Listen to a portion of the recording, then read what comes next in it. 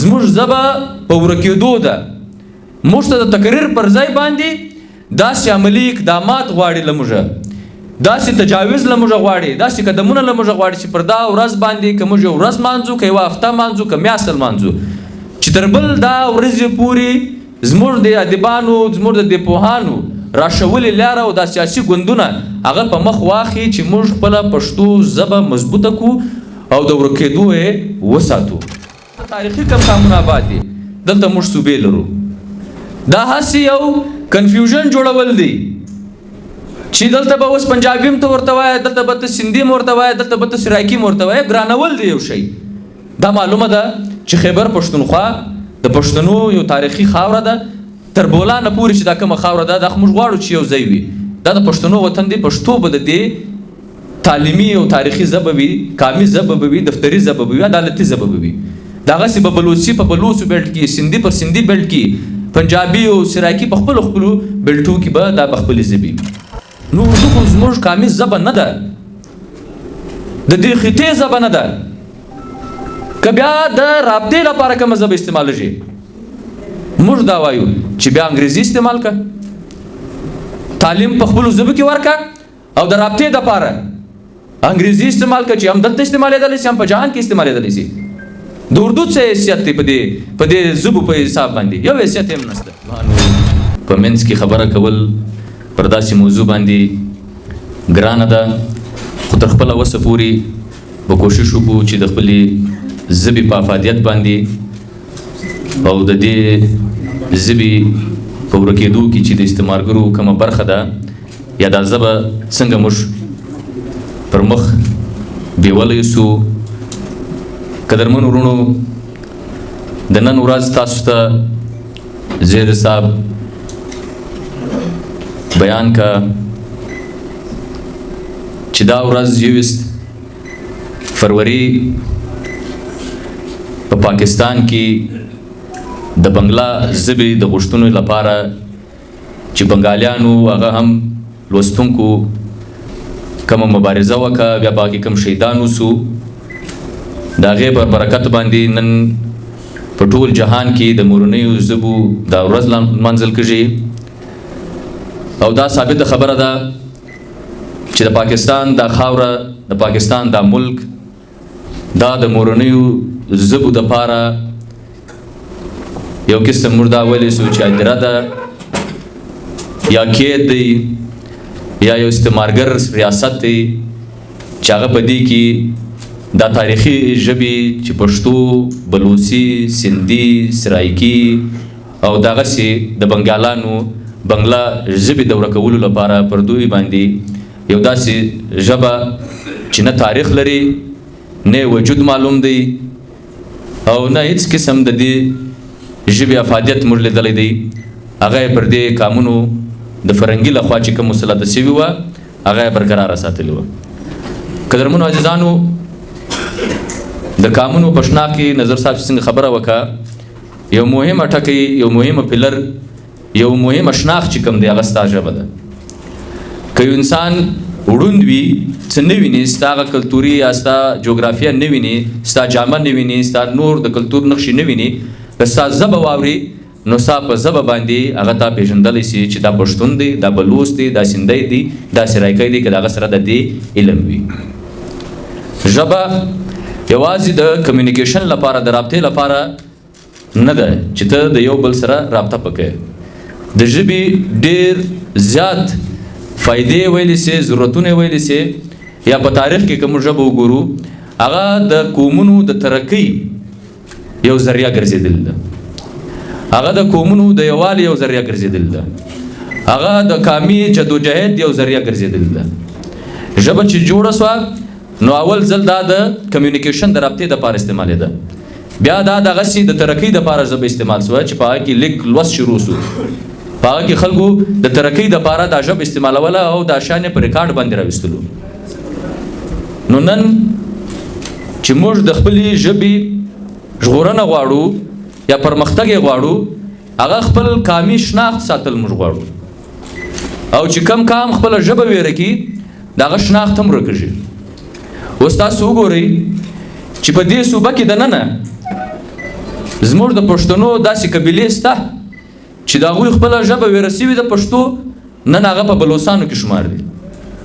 ډېرې داسې قبیلې دي چې هغه د پښتنو دي، موږ نومان څه کوو چې خو هغه نن بلوڅان دي. ډېر داسې دي چې هغه سندیان دي. یو مثال به دا درکمه د ترین پر نامه باندې چې په پنجاب کې څه آباد دي، هغه نن پنجابي ترینان دي یا د اردو سپیکینګ ترینان دي. اوس هغه ترین دی پښتون چې د خپله ژبه ویره سوه، دی د خپل کام هغه د شناخت د زلاړی دی نن په پنجابي باندې حساب دی. نو دا زموږ تر مخ د ژبې د ویرېدو او د کام د ختمېدو یو ډېر لوی مثال دی چې زموږ ډېرې قبیلې له موږ په دې کې ولاړې. په پاکستان کې یا په دې خطه کې چې نن پښتو د ورکېدو سره مخامخ ده، د هغې ډېر وجوهات شته. تر شا ډېر داسې وجوهات دي چې هغه ادیبان پر دې باندې پوهېږي هم، په خبر هم دي چې دلته فرنګۍ چې راغلی د فرنګي په دې خطه کې دی په دې پوهېدی چې زما په دې خطه کې ورځې که هر څو که کلونه هر څو زه به یې ورځ ځم، خو د ځان دپاره یو کیله د پرېښولو لپاره او د افغانستان یا د پښتنو د غلام د ساتلو لپاره دوې داسې ژبې دلته استعمال شوې. یوه ژبه چې د هغې یو وجود تاریخ نسته هغه اردو وه، او بله ژبه دلته اردو زده که او نه موږ ښه عربي زده که. اوس یو بچی چې تعلیم یا سکول ته راځي دوی پر کور باندې پښتو وایي، چې سکول ته راسي دلته اردو هم شول کېږي، دلته انګریزي هم شول کېږي او دلته عربي هم شول کېږي. اوس په دې درو ژبو کې تعلیم کول دا څومره ګران کار دی، په هغې سر خلاصول څومره ګران کار دی. موږ تر ننه ورځې پورې د تعلیم په خاصو سبجیکټو کې موږ په ډېرو شیانو باندې نه پوهېږو، ځکه چې هغه زموږ مورنۍ ژبې نه دي. او چې ستا مورنۍ ژبه نه وي دا نورې ژبې ما سوای دا تجربه د اوسې او سوي هم دي، ما سوای د رابطې علاوه ته په بله ژبه کې زده کړه نه شې کولی. یوازې ستا مورنۍ ژبه ده چې هغه سره ته ولد یې، ته یې وایې او په هغه کې ته هم د ساینس او هم نور تعلیمونه چې کوم دي ته په هغې ځان پوهولی سې او په هغې کې پرمختګ کولی سې. په پاکستان کې دوی وایي ورور دا یو کام دی، دا یو کام نه دی، دلته 4-5 تاریخي کامونه آباد دي، د زراو کالو زړې پخوانۍ ژبې لري. نو اردو خو زموږ قامي ژبه نه ده، د دې خطې ژبه نه ده. که بیا د رابطې لپاره کومه ژبه استعمالېږي موږ دا وایو چې بیا انګریزي استعمال کړه، تعلیم په خپلو ژبو کې ورکړه او د رابطې دپاره انګریزي استعمال کړه چې هم دلته استعمالېدلی شي هم په جهان کې استعمالېدلی شي. د اردو څه حیثیت دی په دې ژبو په حساب باندې؟ یو حیثیت هم نشته. د دې وجه دا ده چې پاکستان لکه فرنګۍ هغه ستا قامي شناخت ختمول غواړي. هغه چې له تا ژبه یوسي نو له تا به هغه قامي چې کوم ستا احساسات دي، جذبات دي، قامي یووالی دی، هغه به ستا له منځه وړي. هغه به ستا تاریخ د دې ژبې له لارې ستا تاریخ له منځه وړي. هغه به ستا په زړه کې د قام او د وطن چې کومه مینه ده او د قام د ازادۍ چې کومه جذبه ده هغه ستا له منځه ستا پر دې یوه پښتو ژبه باندې له تا وړي.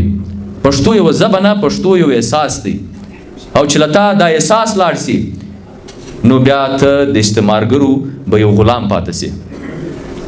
قدرمنو عزیزانو، پښتونخوا نیشنل عوامي پارټۍ یا ټول پښتانه په کار موږ دا دی چې موږ خپله ژبه پر مخ یوسو.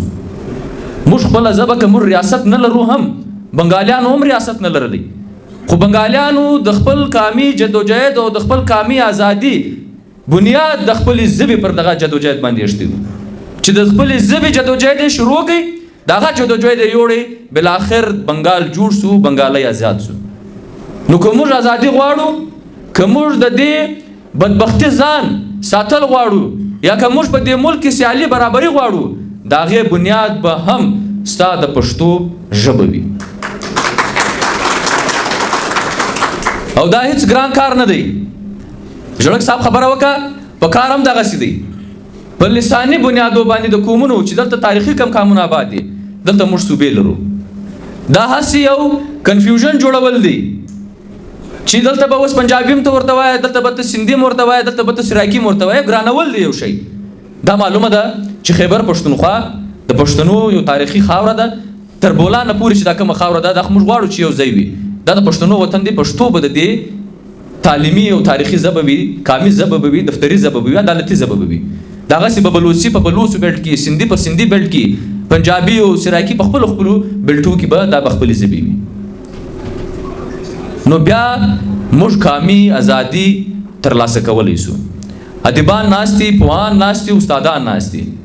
د دې ورځ جوړول معنا دا ده چې موږ خالي د قام او د وطن یا د ژبې افادیت باندې غږا وکړو، یا دا ورځ په یاد وساتو، قامونو ته ووایو چې خپله ژبه ویره نه کوي. خو د پښتانه سره صورتحال ډېر جلا دی. زموږ ژبه په ورکېدو ده.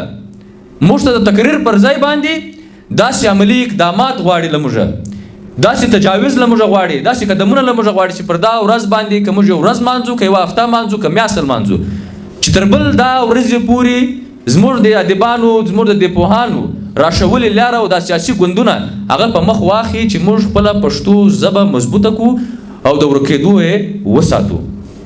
پښتونخوا نیشنل عوامي پارټۍ دا باور تاسو درکوي چې دا پوهان که موږ ته هره لاره راشي د پښتو ژبې د پراخوالي لپاره، یا د دې وطن د سرکاري ژبې د جوړولو لپاره، د تعلیمي ژبې د جوړولو لپاره، یا د عدالتي ژبې د جوړولو لپاره، موږ تاسو هر قسم کومک ته تیار یو. په قامي جدوجہد کې پښتونخوا نیشنل عوامي پارټۍ ژبې ته تر ټولو اولینه ترجیح ورکوي. اوس په داسې کیفیت کې یو چې پښتون په دې نه پوهېږي چې آیا پښتو ویل ضروري ده که نه ده، آیا پښتو ویل کمال دی که نه دی. داسې دی په یو ځای موږ په دې باندې شرموږو، نیسو ویل، خپله ژبه نسو ویل، په خپله ژبه باندې شرموږو.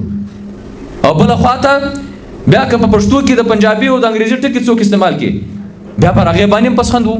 په داسې یو کیفیت کې موږ مبتلا یو. د دې کیفیته پښتون کام رایستل دا د پوهانو کار دی، او د دې کار او د دې فریم ورک بیا مخ ته وړل دا د سیاسي ګوندونو کار دی، ذمواري ده. تاسو موږ ته داسې فریم ورک را جوړ کړئ، تاسو موږ ته داسې یو پلان راکاسئ چې پښتون په خپله ژبه باندې فخر وکړي، چې پښتون خپله ژبه داسې کلکه پښتو وایي چې هغه سوچه پښتو وي، په هغه کې د بلې ژبې یو اثار هم نه وي پاته. تاسو ورسئ فرنچ چې فرانس ته ځې، هغه په انګریزي باندې خوا به دی چې ته یې ورسره وایه. فرنچ ترقي یافته ملک دی، ترقي یې کړې ده. د هغسې ته راسه جرمنیانو له راسه، د هغسې ته راسه پرتګال چې پورچګیز ژبه وایي، سپین له راسه، د هغسې ته جاپانیان له ورسه، ته چینایان له ورسه، ته رشینز له ورسه. دا ګرده خلک به موږ دا وایو چې 80% ملکونه په خپلو ژبو کې ترقي کوي، خپله ژبه په مخ باندې بیایي. البته د رابطې دپاره چې جهان کې یو ژبه ده انګریزي، هغه هم په داسې ده. دا به یو ډېر عالمي، یو ډېر د لوی معیار سیمینار وي، او د دې سیمینار لاندې چې کوم دلته تجویزونه زموږ ادیبانو، شاعرانو، استادانو وکړو، پر دې تجویزو باندې به غور کېږي، یو داسې کوټلې ګامونه به اخیستل کېږي، او تر دې بالا موږ د خپلو د انټلیکچوال چې کوم دي دوی ته د خراج تحسین د پیښولو لپاره، دوی د شاباشۍ لپاره، او د دوی خدمات د منلو لپاره، او د کام ته د ورشولو لپاره، او د دوی د حیثیت او د دوی اهمیت او د دوی چې کومه مبارزه د دې کام لپاره د دې ژبې لپاره ده، د هغې د تسلیمولو لپاره به پښتونخوا نیشنل عوامي پارټۍ یو ډېر لوی سیمینار پروګرام جوړوي، چې دا به یو د عالمي معیار پروګرام وي، او دا به تاسو ټول په دې ګواه یاستئ چې د پښتون کام په سیاسي تحریک کې به یو نوی باب د دې سیمینار او د دې کانفرنس بعد جوړېږي. او دغسې د ملي شهید د سیمینار خبره وسوه. دا سیمینار موږ د په اولې برسې هم کړی وو، خو بیا د څو وجوهاتو بعد لا سیمینار پاتې سو، خو پر روان کلونو کې به د پر نامه باندې د پښتون افغان پر سیاست باندې، پر افغانستان باندې، پر خپل ژبه باندې، پر دې ټاپکونو باندې به یو ډېر ښه سیمینارونه موږ کوو، پارټۍ به کوي چې هغه به د دې کام او د وطن پر ګټه باندې تمامېږي. او د هغسې صادق ژړک صاحب یو خبره وکړه چې د پښتون کام یووالی یا د پښتون رابر کمیټې خبره چې د وکړه او دغه زموږ د مشرانو زموږ د شهیدانو زموږ د اتلانو ارمانو د دې لپاره هلې ځلې کړې وې زموږ به تر اخره ورځې پورې تر هر څو سختره وي یا مخالفت وي زموږ به دا کوشش وي چې موږ دا ترخوالی دا تقسیم کم کو او د پښتون کام ټول سیاسي قوتونه که هغه پارټیانې دي که تحریکونه دي هغه موږ سره یو ځای کو او پښتون کام یو داسې اتحاد جوړ کو لکه دا چې پښتونخوا ملي عوامي اتحاد و بیا پښتونخوا ملي عوامي پارټۍ ځین جوړه شوه داسې یو اتحاد جوړ کو چې دا اتحاد موږ وچلو او د پښتون کام یو مشترکه یو سنګل لکه د کریکولم جوړوي موږ یو سنګل داسې سیاسي قوت جوړ کو چې هغه سیاسي قوت پر روان وختونو کې د پښتون کام د ازادۍ او د ترقۍ د خپلواکۍ یو ذریعه